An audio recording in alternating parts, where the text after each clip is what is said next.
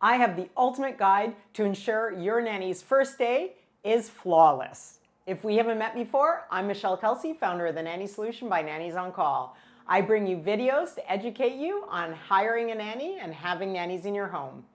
Let's get started. We get this common question often, so we wanted to address it here today. Here's the specific question from one of our clients. My nanny's first day is tomorrow. What are some things I can do to make sure the first day is as smooth as possible?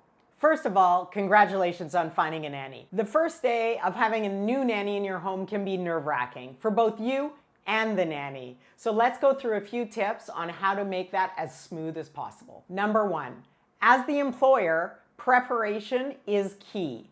Make sure you have everything organized before the nanny's first day, like an emergency contact list. That should have the parents' names, maybe the grandparents' names, a neighbor's name, the doctor's name, all of these with phone numbers, contact information, addresses, whatever it is that you need for your area and your children so that your nanny can get a hold of you in an emergency needs to be on that list. You can also put medical information, things like children's allergies, medical instructions for anything they need to know, or baby's feeding schedule. And finally, you can create a sheet that has the daily routine. What are your expectations for taking the children out for a walk, taking the children to school? What activities do they have that they need to be dropped at? Whatever time they eat meals, all of that should be written out so the nanny has something to follow when they first start. Number two, house tour and safety check.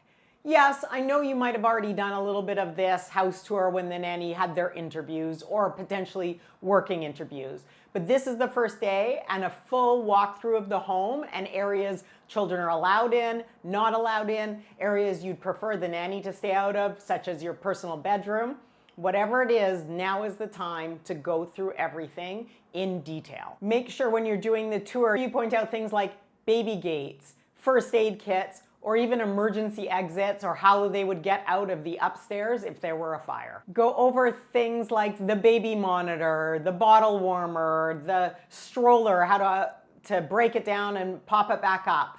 There are so many different brands out there now, and even those most professional nannies struggle sometimes to deal with a new stroller that the families they've worked before have not used in the past. So really make sure to go through all of those devices and make sure your nanny understands and knows how to use them. Number three, detailed description. We talked about this a little bit in number one, but a really detailed description of your children's nap schedules, what they eat, their feeding schedules, if they're babies, their bottles. Write down detailed description of children's activities, nap schedules, and any activities you expect the nanny to engage the children in. Be sure to share any tips and tricks to get your children to nap easily if they're still napping. Number four, open communication. Make sure you encourage open communication. Encourage your nanny to contact you if there's anything they need or have any questions. Decide if you're going to use calling, text messaging, a different app to communicate through the day if your nanny needs anything. And let them know how quick they can expect a response. Will you be in meetings all day? Is it okay to text any time of the day? Do you prefer to wait until midday? Or only contact you in case of emergency and leave all the communication till the end of the day when you're home and you can do it in person? Now's the time to set the expectations for communication. Number five, important locations. Make sure you show the nanny where all the essentials are kept, where the diapers, the wipes, the bottles, the formula, whatever it is that the nanny needs to know, now's the time to go over in detail where all of these things are kept and what to do if you run out. Is the nanny responsible for picking up more, or is there a list that they can add the item to? Make sure they also know if they're welcome to have snacks in their home or they should bring their own food. It's totally up to you, but this should be established right at the beginning. It is industry standard for you to open your pantry to the nannies. Number six is introduce them to your child. Depending on how old your children are, if they're toddlers and up or babies, they've been with you this entire time, walking around the house and orienting. So they may already be interacting with the nanny. But it's a good time to sit down, spend some time all together, interacting, and ensuring your child feels safe and comfortable around the new nanny. Allowing the nanny to see you interact with your child can help the nanny really learn your baby's cues or your child's cues and personality. Number 7, plan for downtime. This is a really challenging spot for nannies to be in because they often don't get breaks through the day because they are on all the time, making sure your children are entertained and safe. This is the time to acknowledge the nanny can have downtime. Does your child nap and the nanny is able to have their lunch or read a book?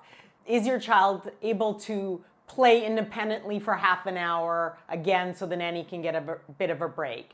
Take this opportunity to support your nanny and acknowledge that they should be entitled to downtime during the day. Number 8, give them space. With the first day and the nervousness and everyone's unsure, it's good to step out of the house and run an errand, go to the grocery store, meet a friend for coffee, and leave the nanny in the home with your child. This will give the nanny a chance to bond with your child and feel confident and comfortable in their role. Support of breastfeeding preferences. If you have a baby that you're still breastfeeding, you want to communicate the expectations for when and how that will happen. Do you work from home and you'll be in an office until certain times of the day when you will come out and breastfeed and spend that time with your child? Will you be pumping? Will you only be breastfeeding once a day? This communication will really help the nanny know when the nanny needs to be prepared and ready for you to come to breastfeed.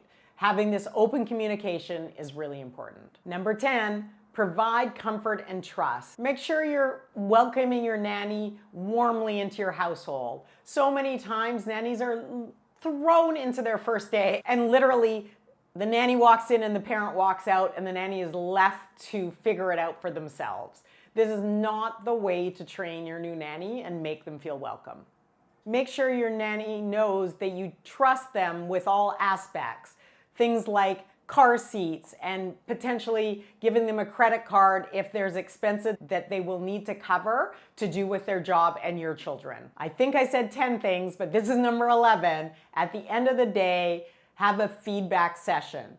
Ask the nanny, is there anything you missed? Anything else they would like to know? Ask how they feel the day went, and if they have any questions, now is the time for you to start providing open and honest feedback of how you felt the day went with the nanny. So is there anything you'd like them to change or to add or to be involved with? Just remember, it takes time for a nanny to bond with your children and your family. This first day is only the introduction. Give it some time, if it doesn't happen immediately, to warm up and feel the trust. You'll get there eventually with open and honest communication and feedback that goes both ways. If you have any questions, comment down below and we'd love to answer them. Otherwise, we'll see you soon.